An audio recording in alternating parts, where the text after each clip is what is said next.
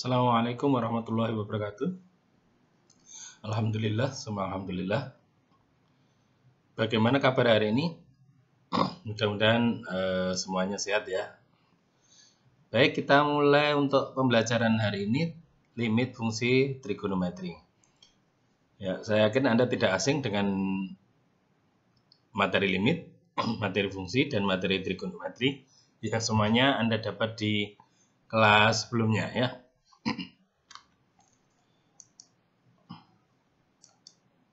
Baik, pada materi ini kompetensi dasar yang Anda akan dapatkan untuk materi ini adalah yang pertama, diharapkan dengan mempelajari limit fungsi trigonometri Anda bisa menjelaskan limit fungsi di satu titik dan di tak hingga beserta teknik perhitungannya.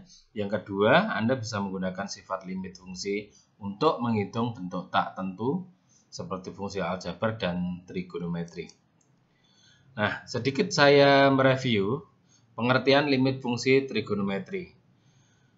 Anda mungkin sering mendengar atau mengucapkan kata-kata hampir, mendekati, kemudian harga batas dalam kehidupan sehari-hari, seperti pernyataan berikut.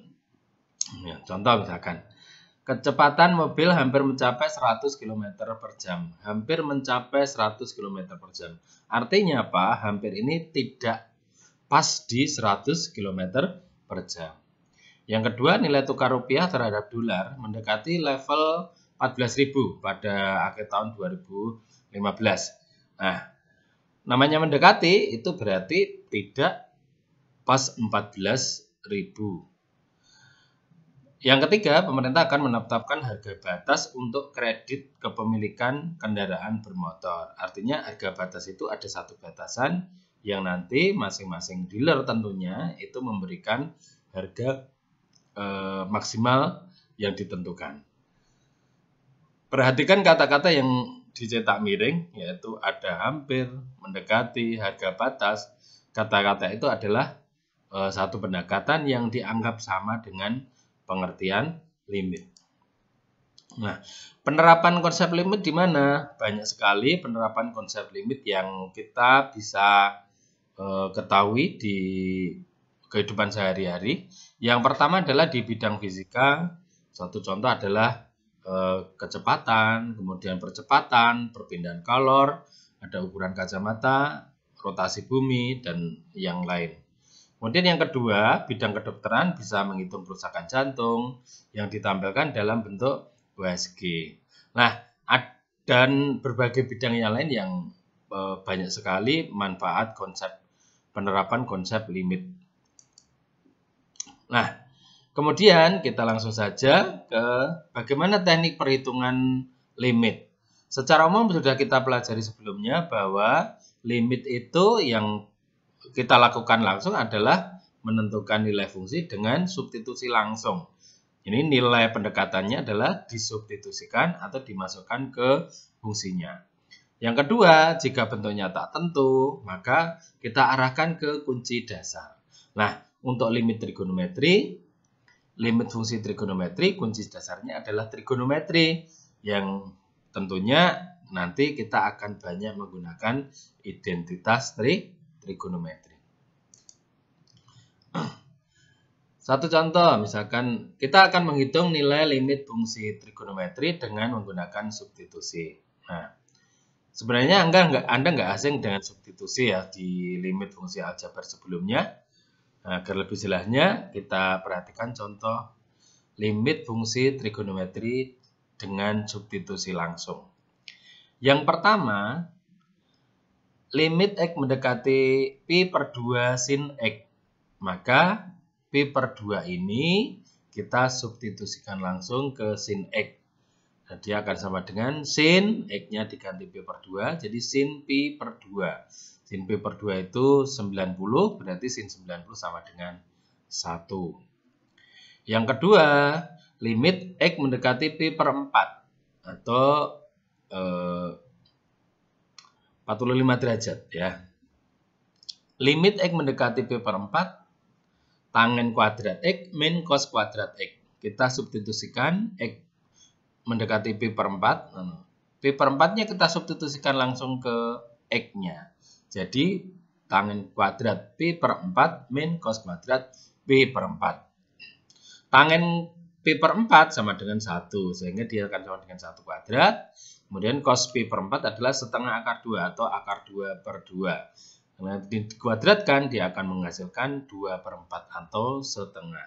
Sehingga hasil akhir adalah 1 dikurangi setengah sama dengan setengah. Satu lagi, agar lebih jelas, perhatikan lagi soal nomor 3. Limit X mendekati P/2, cos kuadrat X min P/4. Nah, kita substitusikan P/2-nya, dia akan menghasilkan limit X mendekati P/2, cos kuadrat X-nya kita gantikan P/2. Jadi P/2 min P/4. Dia akan sama dengan cos kuadrat P/4. P/4 berapa? 45 derajat. Jadi cos P/4 dia sama dengan setengah akar 2. Ini dikuadratkan menghasilkan 2/4 atau setengah. Nah, contoh lain itu nanti di PowerPoint sudah ada, nanti sudah kita sampaikan. Kemudian jika substitusi langsung ini menghasilkan bentuk tak tentu bagaimana? Misalkan 0/0, tak hingga per tak hingga, atau tak hingga min tak hingga. Maka untuk menghitung nilai limit fungsi trigonometri tersebut bisa dilakukan dengan cara yang lain. Salah satunya adalah menggunakan rumus-rumus identitas trigonometri. Nah, contoh. Hitunglah nilai setiap limit fungsi trigonometri di bawah ini. Yang pertama, limit X mendekati 0, sin X per sin 2X. Lah, kalau kita substitusi langsung, dia akan menghasilkan sin 0 per sin 2 kali 0. Atau sin 0 dibagi sin 0. Kita tahu sin 0 adalah sin 0 adalah 0 ya. Sehingga ketika disubstitusi langsung dia akan menghasilkan 0/0. Nah, ketika menghasilkan 0/0 kita perlu cara lain. Kita gunakan identitas trigonometri. Jadi limit X mendekati 0 sin X per sin 2X, maka kita akan ubah sin 2X itu apa? Sin 2X salah satunya adalah 2 sin X cos X. Sehingga ketika kita ganti sin 2X menjadi 2 sin X per cos X, maka kita bisa sederhanakan, ini sin X bisa dihapus, ya, sehingga dia akan sama dengan limit X mendekati 0, 1 per 2 cosinus X. Dimana kita tahu bahwa cos 0 berapa? Cos 0 adalah 1, sehingga dia akan sama dengan 1 per 2 kali cos 0, atau 2 kali 1 ya, sama dengan setengah. Oke, berikutnya nomor 2. Limit X mendekati 0, 1 min cos 2X dibagi sin X. Cos 2X berarti cos 0 ya, sama dengan 1. Kalau ini kita substitusi langsung akan menghasilkan 1 min 1 per 0 atau 0/0. Nah, ketika 0/0 maka kita gunakan identitas trigonometri. Nah, kita tahu identitas trigonometri dari 1 min cos 2X ini adalah 1 min cos 2X itu sama dengan 1 min 2 sin kuadrat 2X. Maka dia akan sama dengan 1 min 2 sin kuadrat X. 1 min 1 habis, kemudian min kali min jadi plus. Jadi hasilnya adalah 2 sin kuadrat 2X. Kemudian maka kita substitusikan